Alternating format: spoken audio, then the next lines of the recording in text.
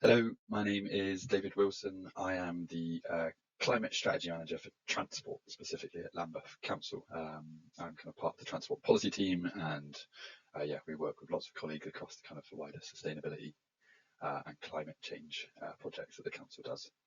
Um, I'm just giving you this is really a first introduction to the Lambeth Curbside Strategy. And just to provide a bit of background as to why we created it and what it includes.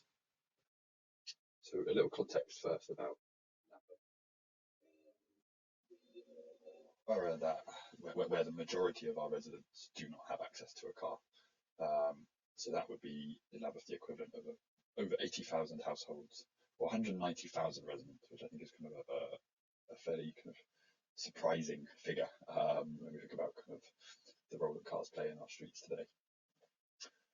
So that's the context of what we were considering. It's kind of really our starting point for developing a curbside strategy. So I guess the first question really to answer is, what is the curbside? We've defined it as this space that you can see on the picture on the right. In this picture, and this is true across most of Lambeth, it is the space where cars park. It is also the space where you might find double yellow lines. It is the space where you might find some kind of bike hangers, those secure green bread bin type things which you put your bike in. But overwhelmingly, it is for car parking or managing where cars can or cannot go. So it is an enormous space. If you stretched it out and lined it all up, it would take you from Lambeth all the way to Edinburgh. It's 3.5 times the size of Brockwell Park. One comparison here for the football fans is it would be the equivalent of 198 football pitches. So it's a really enormous space, and actually one of the single largest spaces that Lambeth Council and our communities have the ability to influence, because it's it's public highway. So one question we asked ourselves before even thinking about what we wanted to do, or what local people and residents groups maybe want to do, was just to see where we are now. So we've kind of broken it down. So if you're thinking about that kind of 194 and 198 football pitches of space, 46% of that is for parking. So this would be your residence bays, anywhere that you can park for free, and basically if you can park there at some point, it goes into that group. We've also then got double yellow lines, making up a significant proportion of that space, single yellow lines as well. We thought particularly interesting and surprising really was the amount of space we have on the curbside for driveways. So this is where you might have a dropped curb that leads you into a driveway. So that's 9%. And actually the bit that we're really interested in supporting and growing in Lambeth is this 6%. So this is what we've defined as being sustainable use. As you can see, it's a long list, and it is the smallest chunk of the pie. So we've got things like kind of street trees, we've got things like cycle lanes, bus lanes, disabled bays, secure cycle parking, places to cross when you're walking. All of these things take up a tiny proportion of that space. Now, through the Lambeth Climate Action Plan, we've committed to growing this 6% that you can see there up to 25%. So we want a quarter of this pie that you can see right now over the next 8 years to become sustainable use. So that's kind of where we are today. So we were looking at all the potential uses of the curbside and thinking about how different teams, different services across the council maybe would be able to use this space if they were given access to it. And I think this is actually quite an interesting question, because we weren't, it wasn't just people that work in transport maybe that are used that we wanted to speak to, or people that worked in kind of sustainability.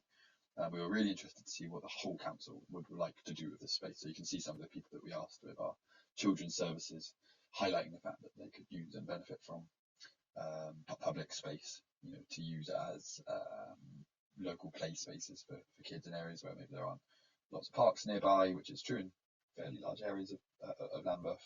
We spoke to our health and adults care teams, the ability to kind of provide more green space, more resting places for older people, or people who have mobility issues. There's all sorts of ways that we could use the curbside to kind of make people's lives a bit easier, and make moving around and just enjoying our streets a more pleasurable thing to do.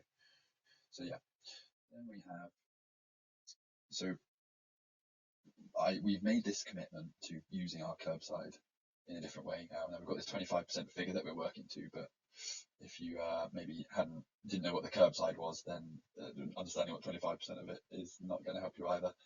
So we've kind of wanted really to translate that into something that just makes sense to pretty much everyone, we hope. We'll let you be the judges of that, but this is that we wanted to introduce a concept called Lambeth Kerbside Basics. So this is what we've, as a council and speaking with lots of different groups, have kind of developed, and these are the minimum standards that we have set out for Lambeth's Kerbside, which we want to achieve by the end of by 2030. So we've set out 4 priority areas. So each priority has its own Kerbside Basics, which I'm going to quickly walk you through now. So the first one is all about creating accessible streets. So this is about the accessibility, how easy it is for as wide a group of people as possible to use our streets. And then the second element of this is all about supporting active travel. So when we talk about accessibility, there are lots of things in our streets that make it harder for myself, someone who's able-bodied, but more importantly, someone who has a mobility impairment, someone that's got is blind or partially sighted, maybe elderly people that need to stop more frequently. There's all sorts of issues in our streets that make it harder for people to move around. It can be the difference between, if your street's accessible, you can make a short journey to your local shops. If it's inaccessible and things like these trees that you can see or dockless bikes are in the way, then actually for some people that will prevent them from making that trip altogether, rather than just being an inconvenience for someone who's maybe a bit more mobile. So this is the inclusive design of our streets is a fundamental part of the entire strategy. So everything that I talk about going forward is all part of the same thing. So on the left, you can see street trees. Sometimes they've been planted right in the pavement, and actually in time that can become a real problem for people moving around the borough. So simple solutions, just put it where, sometimes you can see in this picture, it's a Hackney example where the tree is just put in the curbside, so that's that space where cars maybe were parked before. Second, you can see the example on the right where we've got these new dockless, these kind of bikes that you can hire with an app, which have been causing some issues in Lambeth and across London. And actually, in principle, these can be a positive thing, but they need to get off the pavement. So that's what we've set out here.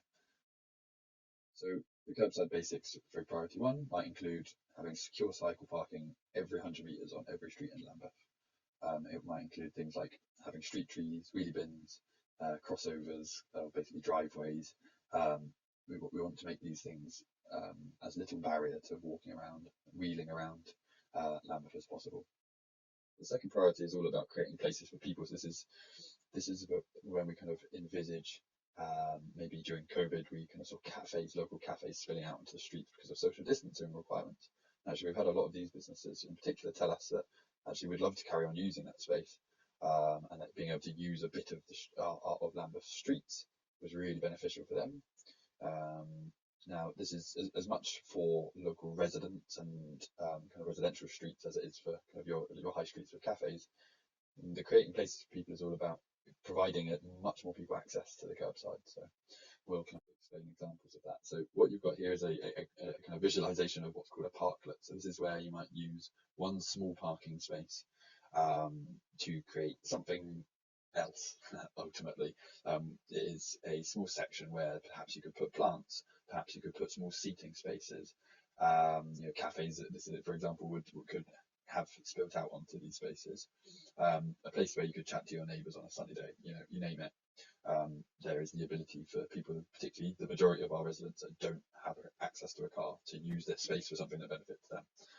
Just a beginning to start to make that change, really. So this is creating places for people. Here's some lovely examples from Lambeth, where these are the cafes that were spilling out into the streets during COVID, and many of these things are kind of being converted into the permanent kind of structure as we speak. There we go. So every resident under our Kerbside Basics will have the opportunity to apply for a parklet. We want to use these spaces to help create more green social spaces, and particularly really thinking about areas where maybe there's not very much public space, or kind of blocks of flats where people don't have their own private gardens, but they can't currently use the curbside for anything to help them. Our third priority is all about our resilience to climate change. Now, it's a funny choice of wording, really. This is really all about just green spaces across the borough, which actually can really help us as our climate changes. So as it gets warmer, these 44-degree summers that we've seen last year, we need more shade to help make that a more manageable experience in our very built kind of concrete environment that we have around us. So we also need to have more green spaces that can absorb water, because when we have really extreme rain, the risk of flooding is going up every year. And this is kind of one of the real big issues that many cities across the world are facing, not just London. So how can we kind of respond to these challenges? So in the curbside, this could look like, there's an example on Vauxhall on the left and a Railton example on the right, Railton area. Ways that you can just use the curbside slightly differently, start supporting kind of our bee populations and the biodiversity just by repurposing a small part of that curbside. Now, I think the great thing with all of this is that typically I think these are more pleasant streets to walk around. Cars often drive more slowly when there's a bit more to navigate in a local street. So there's all sorts of wins that aren't just kind of the climate resilient.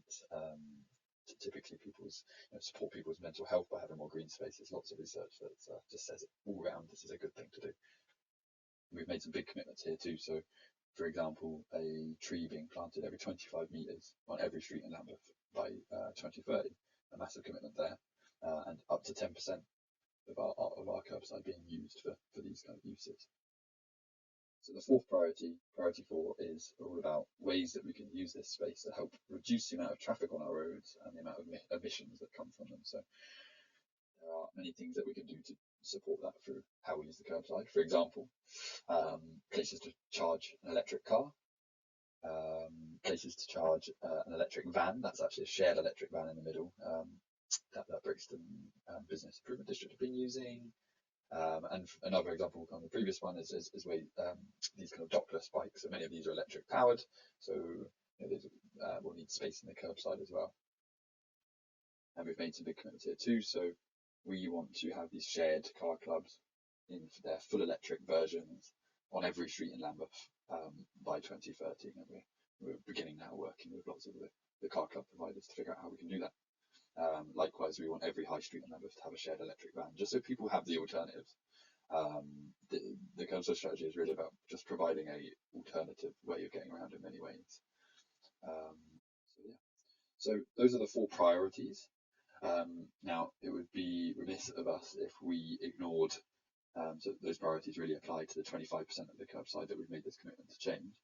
But if we don't think about the rest, so that 75% that's left over in that pie, and we don't kind of make sure that what we're doing there is working towards the same end goal with them, it's going to be a real challenge for us. And so what we've created here is our curbside pricing principles. Now, this is all about just having a clear, logical, really transparent reason behind how much it costs to use this space.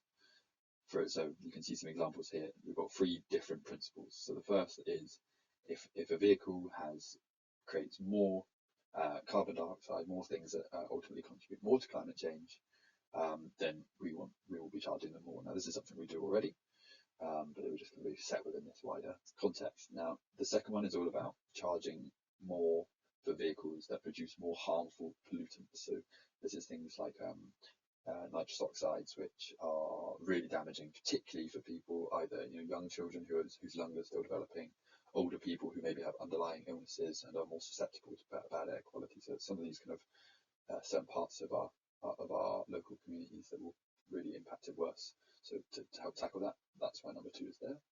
The third one is all about the fact that the curbside is, so if you imagine that space outside maybe your house, that is a public space.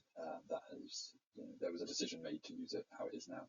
And we think if you are using a lot of it, it's only fair that you pay a kind of relevant price to how much space you took up. So this would mean, for example, your very small electric car, for example, would pay a lot less than, say, your very large diesel-powered kind of sports utilities vehicle that takes up a lot of space and is also high polluting in many cases. So that's the curbside pricing principles. And the kind of some of our basic commitments for this particular section is all about we will be rolling out controlled parking zones. So this is where residents and anybody visiting will need to pay to park their car there. And then they will all of these charges for things like cycle parking, for things like car parking, you name it, if it's talking about how you access the curbside, they are set in accordance with these principles. So there we go. That's a quick introduction to the Lambeth curbside.